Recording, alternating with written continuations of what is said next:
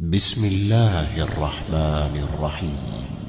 يا أيها المزمل قم الليل إلا قليلا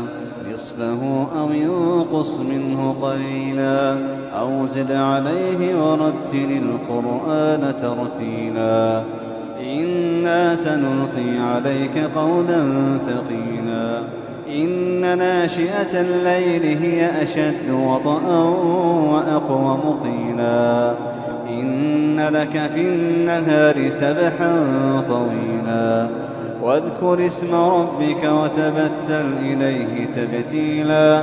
رب المشرق والمغرب لا إله إلا هو فاتخذه وكيلا واصبر على ما يقولون واهجرهم هجرا جميلا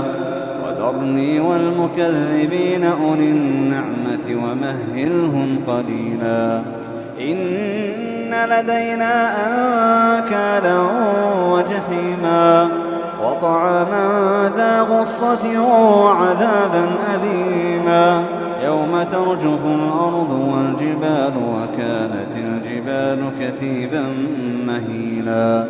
إنا أرسلنا إليكم رسولا شاهدا عليكم كما أرسلنا إلى فرعون رسولا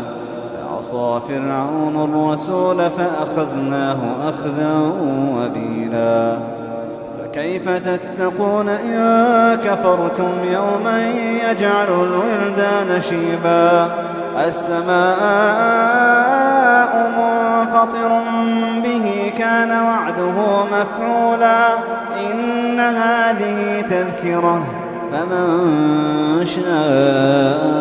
اتخذ إلى ربه سبيلا إن ربك يعلم أنك تقوم أدنى من ثلثي الليل ونصفه وثلثه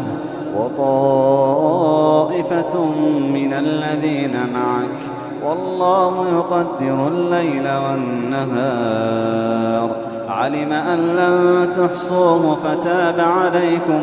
فاقرؤوا ما تيسر من القرآن علم أن سيكون منكم مرضى وآخرون يضربون في الأرض يبتغون من فضل الله وآخرون يقاتلون في سبيل الله فاقرؤوا ما تيسر منه وأقيموا الصلاة وآتوا الزكاة وأقرضوا الله قرضا حسنا وما تقدموا